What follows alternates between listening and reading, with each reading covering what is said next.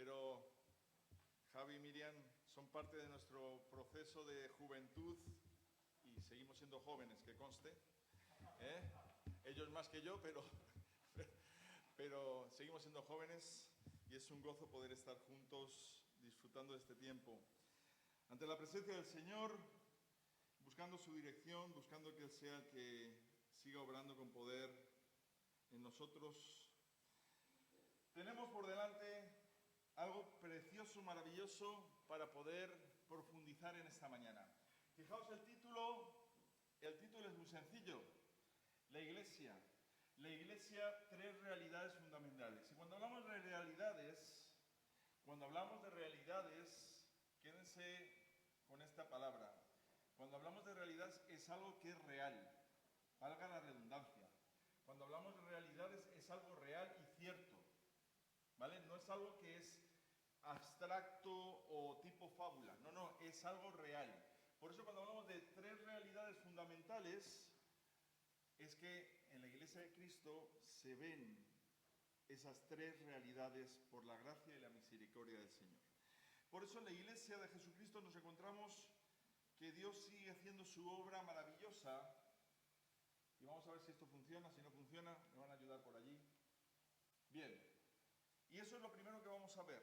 La identificación de la Iglesia como la obra de Dios. Y esas tres realidades las vemos aquí en grande. Realidad escatológica que la vamos a explicar un poquito después. No se pongan tensos por la palabra escatológica, pero creo que la conocemos. Realidad misionera y una realidad paradójica,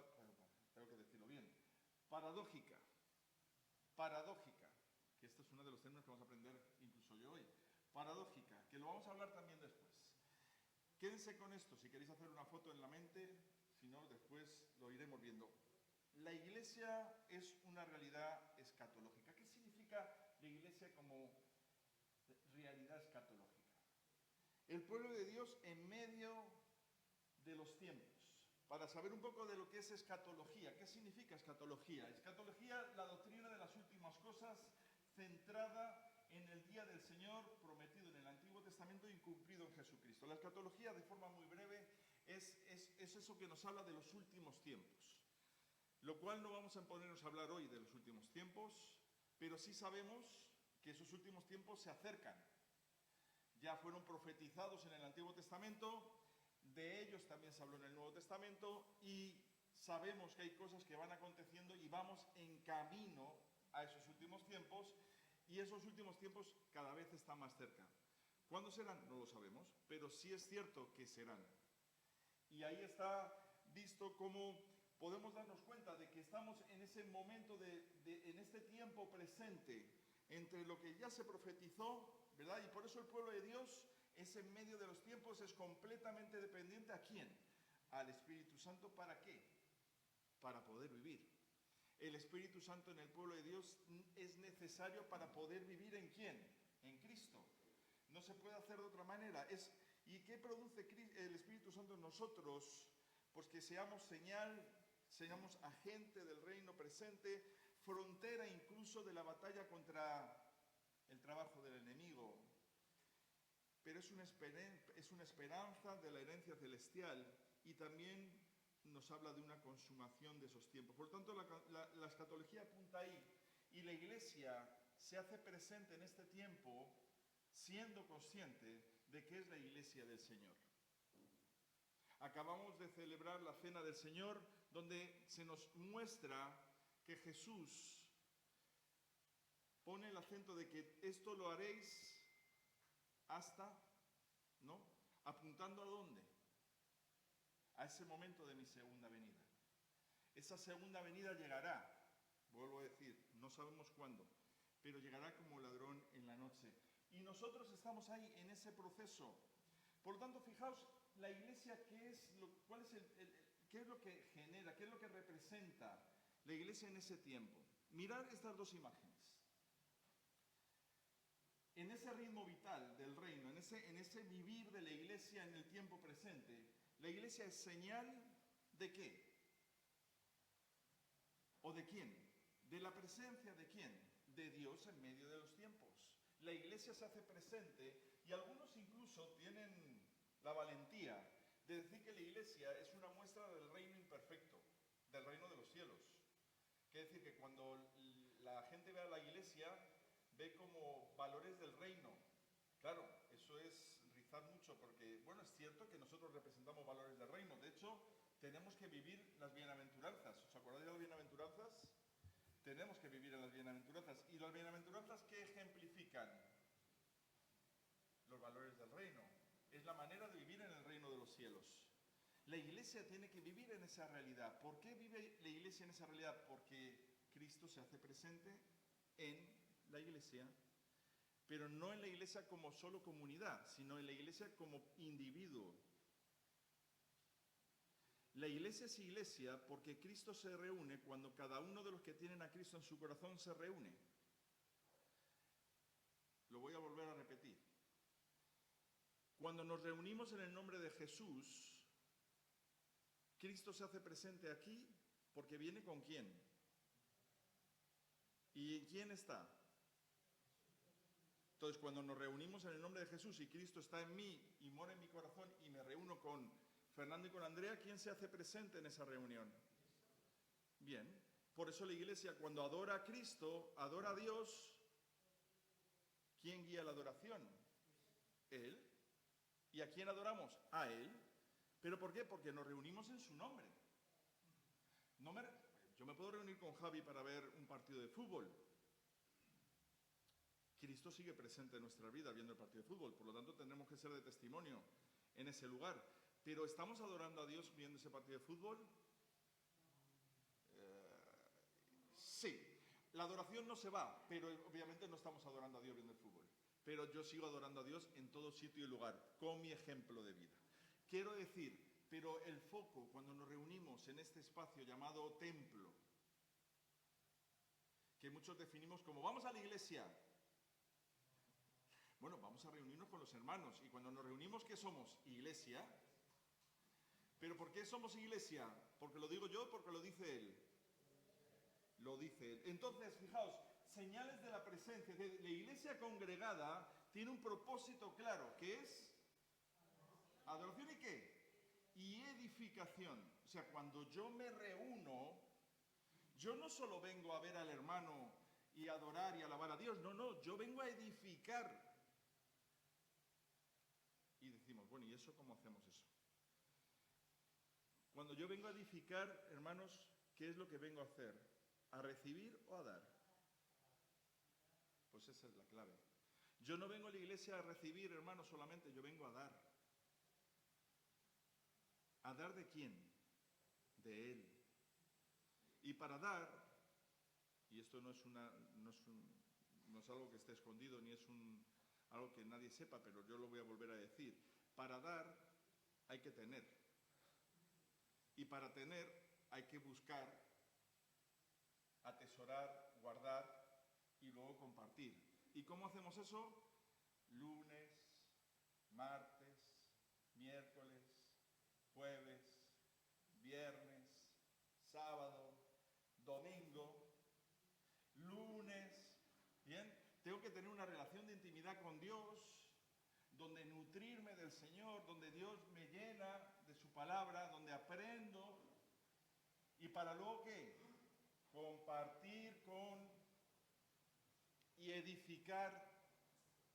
Por lo tanto, señal de la presencia de Dios, la iglesia es señal de la presencia de Dios porque su centro es adoración y edificación. Significa pues que ese demostrar de la vida espiritual creada por el reinar de Dios tiene que hacerse presente en mi caminar diario.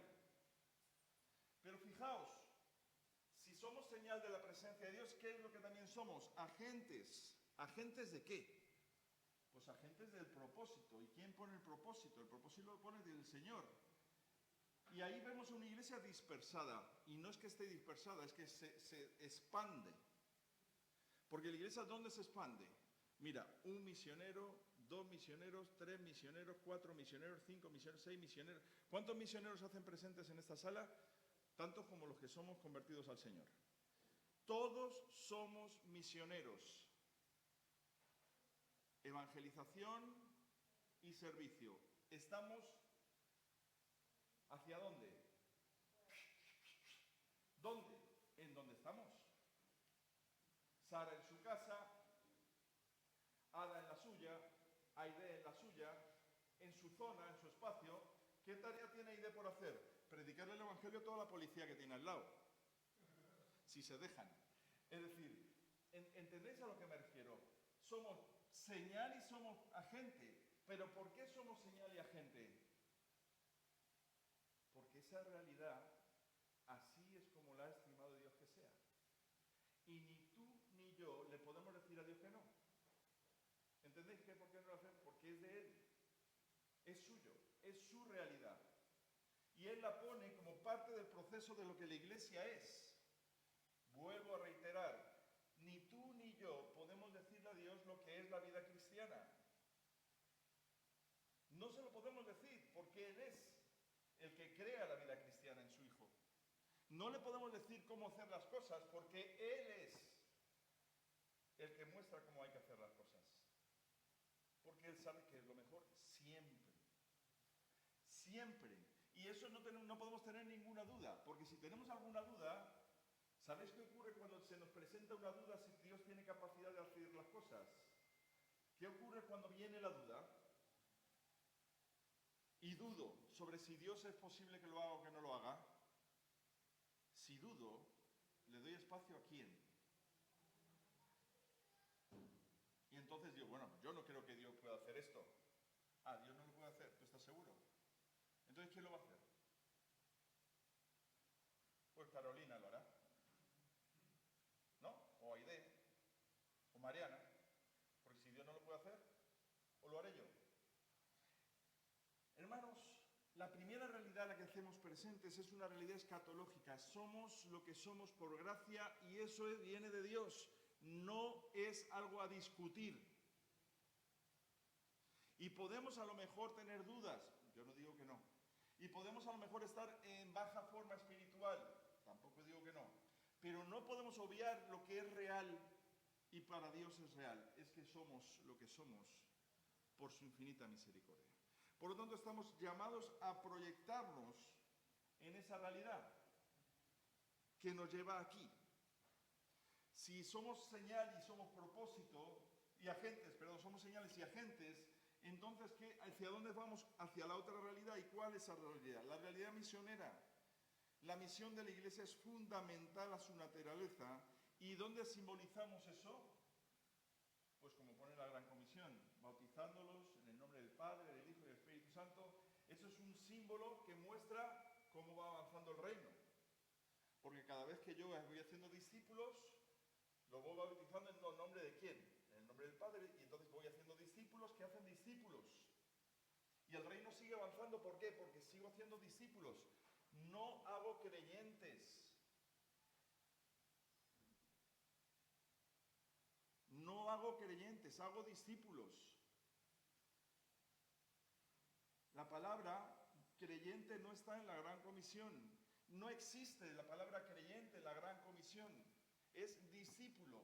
Y discípulo significa alguien que asume reproducir lo que aprende del maestro. ¿Quién es quién? Cristo. Yo soy discípulo. A veces me equivocaré, a veces no daré toda la talla, pero sigo siendo discípulo. Yo no soy creyente, aunque lo fui, pero es que ahora soy discípulo. Y el propósito de mi vida no es evangelizar y dar testimonio de mi fe y hacer creyentes. El propósito de mi vida es evangelizar, dar testimonio y hacer discípulos de Cristo. Para que esos discípulos hagan discípulos. Por lo tanto, la misión no es un programa. Es fundamental. Es fundamental a la naturaleza misma de la Iglesia. El símbolo, que ya hemos dicho, es el bautismo. Por lo tanto,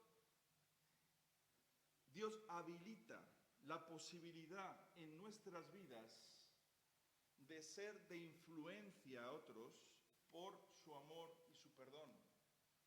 Dios habilita la posibilidad de influenciar positivamente otras vidas por su Espíritu para que otras vidas salgan de la oscuridad y vengan a la luz. ¿quién lo habilita? Él. ¿A través de qué? Del Espíritu Santo. Y recibiréis poder, dinamis, el mismo poder que resucitó a Cristo de los muertos, y recibiréis poder cuando haya venido sobre vosotros. TikTok, Facebook, ¿quién? Cristo. Cuando haya venido sobre vosotros el Espíritu Santo, y me seréis testigos en Jerusalén, Judea, Samaria, hasta lo último de la tierra. Es Él el que habilita. Vasos de barro, frágiles, débiles, que Dios habilita para su misión. El Espíritu Santo es el que lo hace posible. Y por eso, fijaos lo que va a acontecer ahora. Si el Espíritu Santo hace la obra en esta realidad misionera, ¿qué es lo que vamos a encontrar en esta realidad misionera permanentemente? 5 ministerios que son habilitados por Dios a través de la obra poderosa del Espíritu. 5 ministerios que permanentemente están en mi vida porque Él lo hace posible. Adoración. ¿Dónde se representa la adoración? En los momentos de culto, de reuniones. Y cuando veis ese corazón, el corazón del cuerpo, que lo pone en la parte de la adoración, si queremos llevar el corazón del cuerpo realmente a un lugar más definido de la parte de la adoración, el corazón del cuerpo, ¿sabéis dónde está? En la oración. El corazón del cuerpo está en la oración, dentro de ese momento de adoración. Porque es nuestro corazón el que entregamos al Señor cada vez que venimos ante su presencia en oración.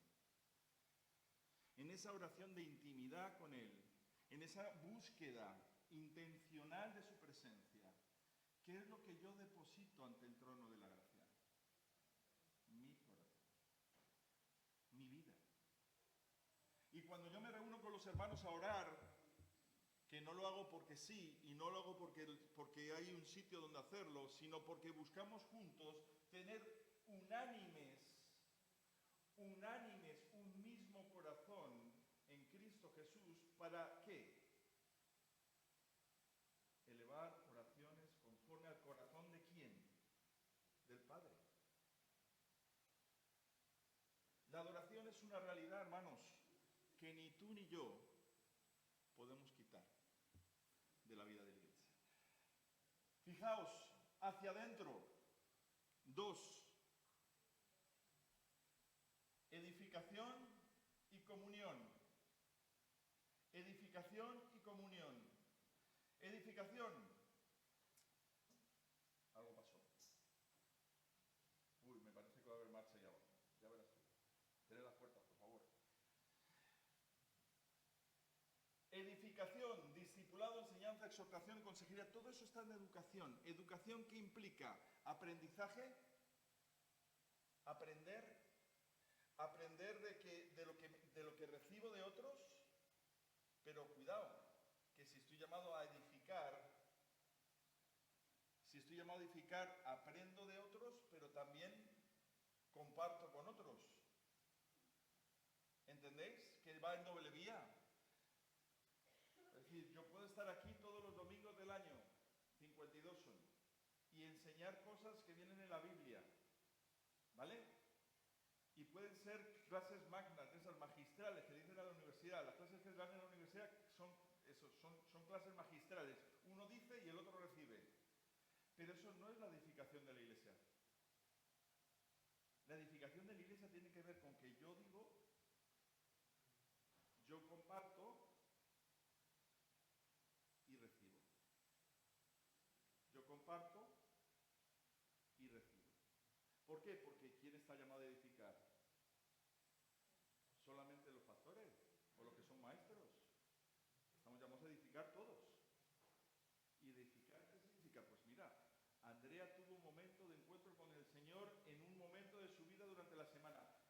¿servirá de edificación para la iglesia del Señor que comparta lo que Dios le reveló? ¿Será pertinente? Bueno, sería pertinente si Andrea abre su boca, pero si Andrea no abre su boca, se lo quedará ella, pero nadie más se enterará de eso. ¿Entendéis la edificación lo que es? La edificación es que Dios hace una obra conmigo y con Carolina, y yo le explico, y yo transmito a Carolina lo que Dios hace en mí, y Carolina, ¿qué es lo que hace? Amén, amén, hermano, amén. Muchas gracias, amén, amén. No, no, no, ella tendrá algo que decir, porque Dios estará obrando en su vida o no. ¿Sabéis lo que está pasando a veces en las iglesias, hermanos? ¿Sabéis lo que está pasando? Que al final las figuras que más se ven son las que aparentemente son las que tienen más peso. Pero vuelvo a repetir, la realidad de la iglesia no es poner el centro en figuras concretas, que sí es cierto que tendrán el don que Dios le haya dado sobre la enseñanza, sobre el ser pastor, sobre todo eso, hay dones específicos, yo no digo eso, pero cuando hablamos de edificación, todos estamos llamados a edificarnos. Por lo tanto, edificación tiene que ver con esa realidad y la comunión, que primeramente debería de ser con el Espíritu, para poder tener una buena comunión los unos con los otros. La comunión con el Espíritu, ¿qué significa tener comunión con el Espíritu? Pues tener una relación con Dios. No voy a poner el tiempo diario de la relación con Dios, pero tener una relación con Dios significa poder orar a Dios, poder leer su palabra, poder tener un tiempo de calidad con Dios durante la semana. Lo cual me ayudará mucho a poder tener comunión, común unión. Nos unimos en el Señor. Y hacia afuera, hermanos. 2. Evangelización y servicio. Que el servicio también se puede hacer dentro, pero tiene un llamado hacia afuera. El servicio no solamente es para ayudar a los hermanos, que sí, que lo dice la palabra, primero a los hermanos de la fe, pero es que tenemos luego un foco hacia afuera a los cuales servir.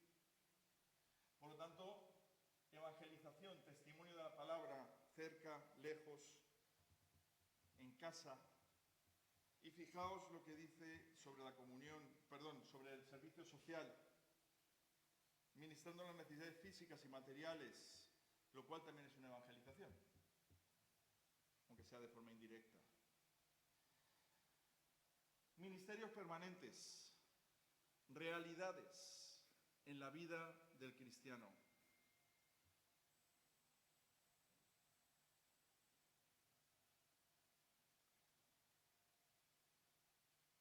Fijaos este momento, la misión de la Iglesia es tan extensiva como el propósito de Dios de la redención. ¿Qué significa? Que abarca todo aspecto de la vida del hombre e implica la reconciliación de todas las cosas con Él. Por eso la misión de la Iglesia es tan extensiva como el propósito de redención de Dios, que abarca todo aspecto de la vida del hombre. Quiere decir que ¿qué límite tiene? ¿Cuál es el límite? No tiene límites. No tiene límites. Os voy a poner un ejemplo. Yo me acuerdo de esta anécdota y siempre la pongo porque es muy gráfica. Yo me acuerdo de una pastora de Vitoria que yo conocí desde hace mucho tiempo y ella me decía esta anécdota que era una anécdota muy agridulce. Y ella me decía, mira, nosotros fuimos a evangelizar a Sevilla. De Vitoria bajaron a Sevilla. Y en Sevilla estaban evangelizando porque una iglesia les llamó de Sevilla pues para evangelizar allí. Y ella, bueno, pues bajó con la iglesia de Vitoria a Sevilla a evangelizar. Curioso que mientras estaban evangelizando pasaban los días y no veía fruto ninguno. Esa es la narración de su testimonio. Dice, mira, y yo evangelizaba y nadie respondía, folletos tirados al suelo, nada, no había respuesta. En ese momento en el que ella ya estaba como tirando la toalla, como diciendo, mira, pues es evidente que no es el momento. El Señor tuvo en su misericordia que coincidiera con una vida en una calle de Sevilla, una vida que en ese primer momento no sabía qué trascendencia iba a tener, pero le predicó el Evangelio. Y ella notó que había recibido el mensaje. Bueno, y ella pues oró.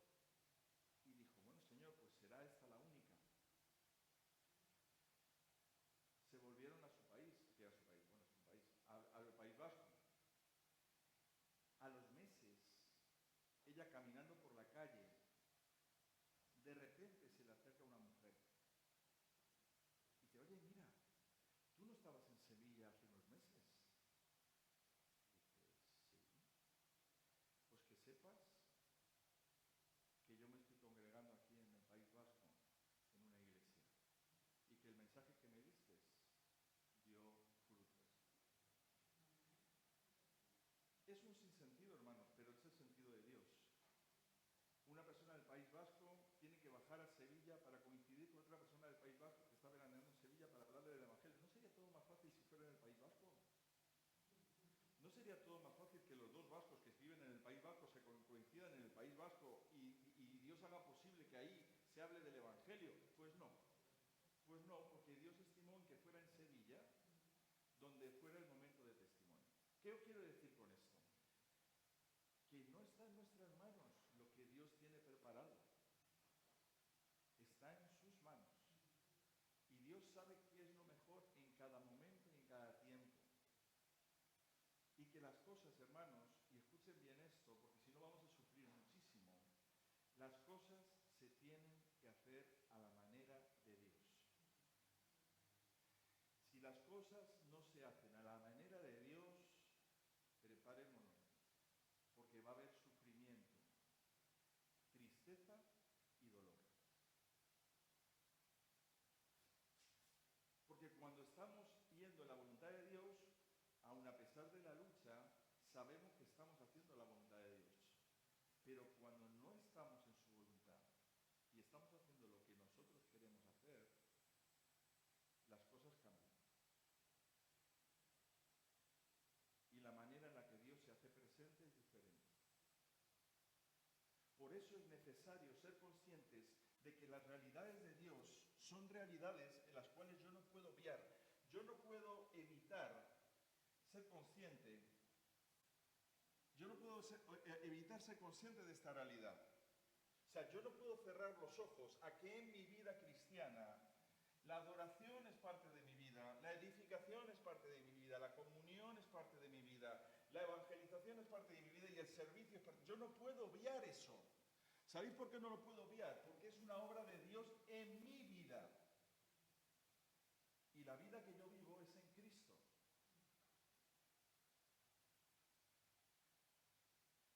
Si yo niego eso, estoy negando el qué? La misma obra de Dios. ¿Entendéis? Por eso os decía que estamos hablando de realidades. Cuando hablamos de realidades, es como Jonás. ¿Jonás de quién era profeta? ¿De quién era profeta Jonás? De Dios, ¿verdad? ¿Y qué es lo que tenía que hacer Jonás? ¿Llevar el mensaje de quién? Pues ya está. Entonces, ¿y qué hizo Jonás? Decirle a Dios que no. Pero no eras profeta de Dios. Tú no eras un vocero de la palabra de Dios. Tú no tenías que llevar el mensaje que Dios te dijera que llevases en el momento en el que Dios te dijera que lo hicieras. ¿Y qué hiciste, Jonás? Ah, no. Ah, le dijiste que no a Dios. Pero no solo le dijiste que no, sino que fuiste en sentido contrario a su voluntad. ¿Entendéis la trascendencia que eso tiene, hermanos? Ahora, ¿qué hubiera ocurrido si Jonás hubiera sido un no creyente? Jonás es un no creyente. Y Dios se acerca al no creyente y le dice, oye, mira, que yo estoy aquí. ¿Qué pasa? Mira, que he derramado de mi amor, de mi perdón sobre tu vida. ¿Qué pasa que no tomas decisiones? ¿Qué ocurre? Bueno, pues el no creyente está ahí, en su realidad no creyente, en su oscuridad espiritual. ¿Y qué es lo que hace el no creyente? Pues muchas veces huir y escapar. ¿Es la misma acción que Dios va a tomar con el no creyente que con el profeta de Dios? ¿Es la misma realidad? ¿Los que huyen están en las mismas condiciones? No. No están en las mismas condiciones. Entonces, el que se ha arrepentido y le ha entregado entregado la vida a Cristo y le ha dicho que sí al Señor Jesucristo como único Señor y Salvador personal, ¿está en las mismas condiciones que una persona que no ha aceptado a Jesucristo como su Señor y Salvador personal? ¿Están en las mismas condiciones? No, se le exige lo mismo. Dios demanda las mismas cosas. Entonces, hermanos, seamos honestos, seamos realistas, porque esto es una realidad. Esto es una realidad. La iglesia tiene que ser y es habilitada por el Espíritu Santo para poder llevar a cabo su misión, porque es a través de la obra de Dios, no a través de mí, es a través de Él que se hace la misión. Fijaos, para comunicar el Evangelio de manera efectiva, la Iglesia tiene que reconocer el mundo que le rodea y responder a las necesidades que más apremiantes de la gente. Quiere decir que estamos rodeados de necesidades. ¿Y qué le tenemos que pedir a Dios? Sabiduría. Sabiduría para poder saber cómo hacer las cosas a su manera, no a mi manera. ¿Por qué os digo que es una realidad paradójica? Fijaos, esta es una... voy a ser muy rápido en esto, porque si no voy a cansar demasiado. La realidad paradójica tiene que ver con que estamos en el mundo, pero no somos de este mundo. Quiere decir, estoy en el mundo, yo salgo a la calle y me rodeo de la gente que me rodea, de las situaciones de la vida, la sociedad, de todas las leyes, de todas las cosas que ocurren, pero no soy ciudadano ¿de dónde? Del reino de los cielos. Y ahí parece que entro en un momento paradójico donde muchos tomaron la decisión y siguen tomando la decisión de meterse en lugares escondidos para que nada del mundo les toque, que es lo de los monjes y las monjas de clausura, ¿no? Nos metemos en conventos y te metes ahí, te encierras las paredes y solamente buscas de forma piadosa, como monje, como monja, ahí metido, sin contacto con. En el mundo evangélico, ¿quién haría eso? Son los Amish. Por decir mundo evangélico, bueno, que tiene que ver con el cristianismo en una vertiente. Los Amish, ¿qué es lo que deciden? Aislarse del mundo y dedicarse a las cosas que tienen que ver con lo que es manual. Nada de electricidad, nada de... ¿Qué decir con esto? Dios no dice que hagamos eso, pero sí que estemos pendientes. Porque si estamos en el mundo y no al mundo, es que hay cosas del mundo en el cual yo no me puedo involucrar. Pero sí tengo que ser luz. Esto nos va a ayudar más esta imagen. Esta imagen es muy gráfica también. Eso es lo que somos dentro del mundo. Luz, sal y levadura. Luz, sal y levadura. ¿Y esa luz, sal y levadura dónde se encuentra? En el mundo. Rodeada. ¿La luz dónde está? Pues tiene que ser puesta en alta para que alumbre. Pero ¿quién hace que yo alumbre? Él. Él es el que hace que yo alumbre, porque Él es la luz. ¿Y alumbrar a quién? A todos los que están en la casa. Fijaos, la palabra nos muestra que como una ciudad sobre un monte, la iglesia no puede esconder, ilumina para que los hombres vean las buenas obras y glorifiquen al Padre. ¿Por qué? Porque Dios ha estimado que yo, aun a pesar de lo que soy, sea luz a los que necesitan ser iluminados para conocer a Jesús. Pero no solamente la palabra me dice que sea luz, sino que sea ¿qué? Sal. ¿Y la sal qué hace? Salar. ¿Cuántas veces hemos dicho que la sal en el salero no sala? Tiene que salir del salero para salar, tiene que estar en contacto con las cosas que sala, tiene que estar en contacto con la sal. También previene ¿qué? La decadencia. Es decir, que cuando yo estoy siendo sal, ¿qué estoy mostrando? ¿Los valores de quién? Los valores del reino. Los valores de Jesús. ¿A quién? A las personas que están caminando. Esas realidades, dice la palabra que somos tú y yo. Y la levadura es muy interesante, porque la levadura, para aquellos que hacen bizcochones y otro tipo de tartas variadas, la levadura se mezcla en la masa y en apariencia ya no mezcla de tal manera que queda como parte de la masa, pero sí hace su proceso, porque va leudando. O sea, dentro de ese espacio hostil, la levadura va leudando esa masa. Y fijaos la proporción de la levadura con la harina. En proporción, la levadura es casi nada en comparación con la cantidad de harina. Esa es la vida del cristiano, hermanos. Cuando Aide estaba estudiando, o está estudiando, o tiene en su colegio a todos esos niños que le rodean, casi de esos niños que no en la clase de la ERE, sino en las clases que no son de ERE, que no son de evangélicos, el 90% de los colegios están llenos de personas no creyentes. Hermanos, seamos realistas. Cuando nos metemos en cualquier lugar, casi el 90% de las personas que se hacen presentes en ese lugar son personas no creyentes. Entonces, es la levadura y la harina. Pero ¿por qué la levadura tiene ese poder? Porque no la tiene la levadura el poder. La levadura no tiene el poder. El poder lo tiene Dios. Por eso Dios nos manda a hacer puentes. De hecho, Jesús es el puente.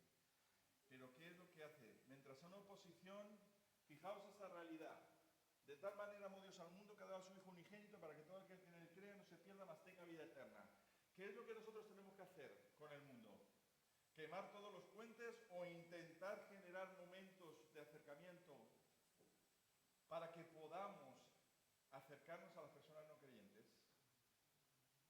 Pues es evidente que yo no puedo quemar todos los barcos, porque si yo... Esto te pasa por sentarte aquí. En su trabajo, ella quiere alcanzar a las personas de su trabajo, entiendo, aunque otros lo hagan, ella no puede llegar a su trabajo todos los días y decir, mira, te vas a ir al infierno si no... ¿Entendéis? Es decir, si es una acción, es una acción de ese tipo, de juzgar a la persona por su condición, y directamente la estoy mandando al infierno, es muy complicado que pueda en algún momento poder hacer un puente de conexión para poder entendernos en el amor de Dios. El amor de Dios nos lleva a ¿qué? Jesús y la mujer samaritana y otros cientos de miles de ejemplos que podamos dar. ¿Qué estaba atendiendo Jesús? ¿Un puente? Estaba acercándose a la mujer samaritana para poder lograr que esa mujer samaritana pudiera saber quién es Él, que ella reconociera sus errores, sus fallos, sus equivocaciones, que pidiera perdón por lo que ella estaba haciendo. ¿Qué estaba haciendo Jesús? Por eso, hermanos, hay que seguir los pasos de Jesús, porque la obra es de Él.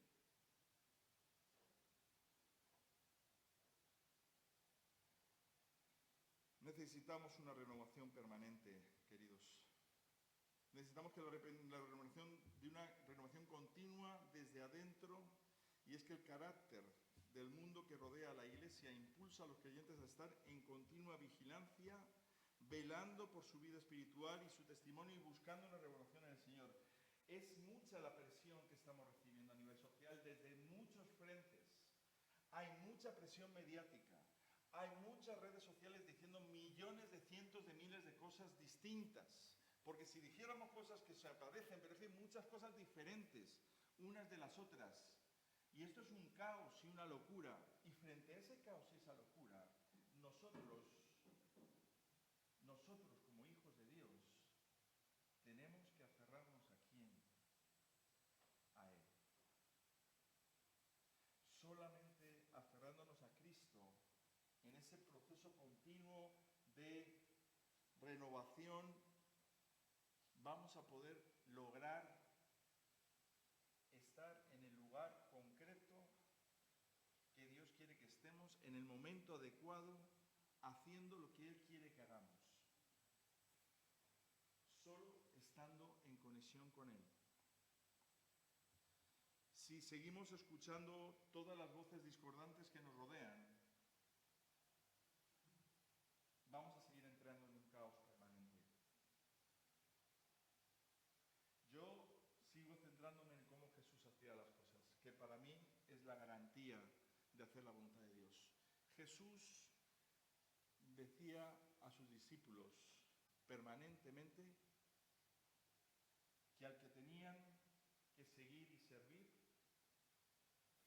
era a Él, porque Él estaba en el Padre. La mirada tenía que estar permanente puesta ¿en quién?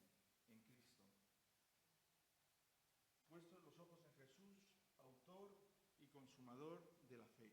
La mirada única y exclusivamente tiene que estar en Él. En cómo Él decía las cosas, en cómo Él hacía las cosas, en cómo Él obraba en cada momento, en cómo Él actuaba en cada circunstancia, en cómo Él, en Él, por Él y para Él son todas las cosas. Y muchas veces insistimos permanentemente en, oye, mira fulanito, oye, mira no sé qué, oye, mira no sé cuánto, mira, y has oído no sé qué.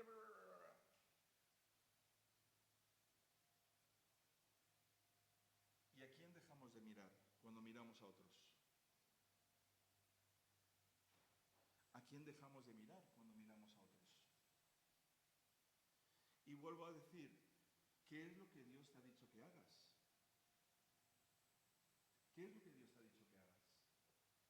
Más allá de lo que otros te digan que hagas, ¿qué es lo que Dios te ha dicho que hagas? ¿Qué es lo que Dios está poniendo en tu vida por hacer? ¿Qué es lo que Dios te está llamando a hacer y hacer? Más allá de lo que dicen las redes sociales.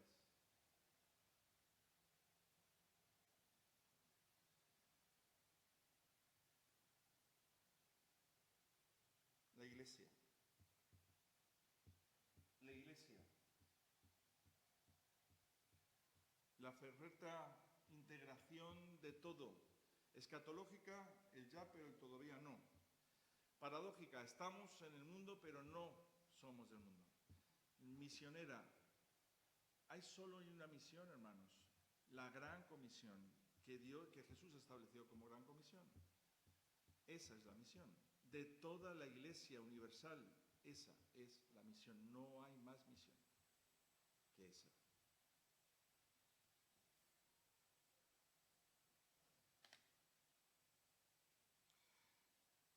La iglesia de Jesucristo perseveraba en la doctrina de los apóstoles, en la comunión unos con otros, en el partimiento del pan y las oraciones.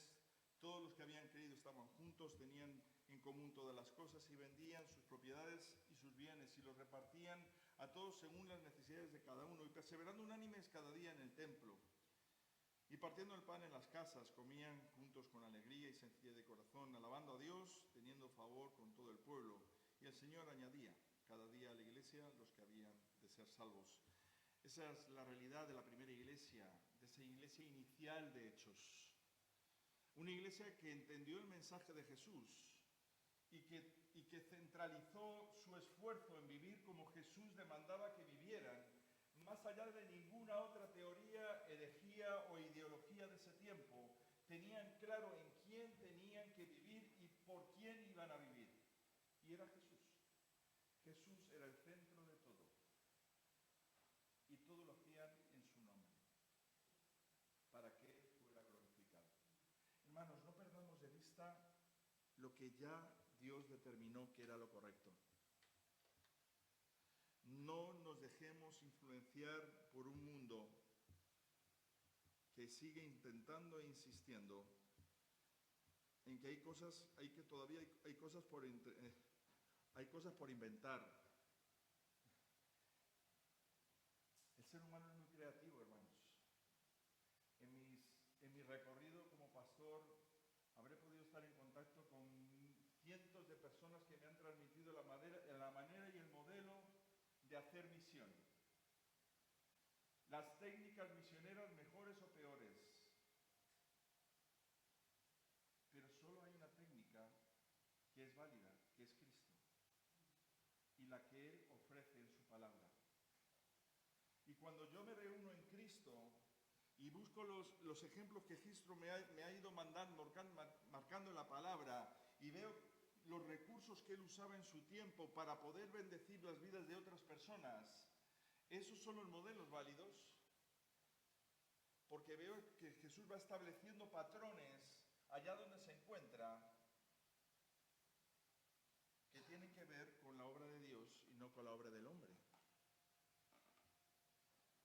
Por eso Jesús nos va mostrando las cosas de cómo Él hacía. Cuando Él se reunía en las casas, cuando Él estaba en los caminos, cuando Él estaba en las plazas, cuando Él estaba en todo ese lugar, ¿qué es lo que permanentemente hacía? Apuntar a qué y a quién.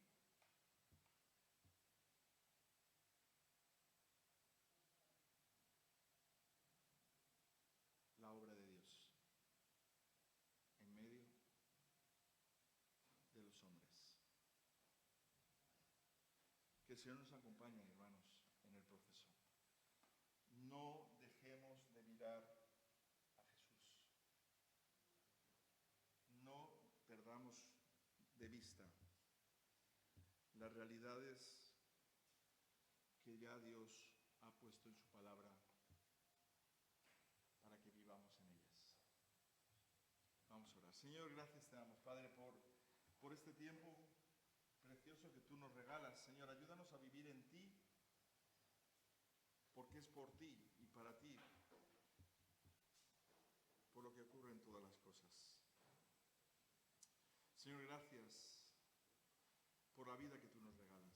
Gracias por tu amor, por tu perdón, por tu infinita misericordia. Gracias, Señor, porque estas realidades de las que tú nos hablas, Señor, tienen que ver contigo y con esa obra maravillosa de amor y perdón que ya vemos en la cruz y, como no, también en ese momento de la resurrección y de la ascensión. Señor, gracias por poder ser llamados tus hijos e hijas y por poder ser discípulos del Maestro. Gracias por este tiempo, este mundo en el que estamos, en el cual tenemos que impactar a través de esa obra que tú estás haciendo en tu iglesia. Ponemos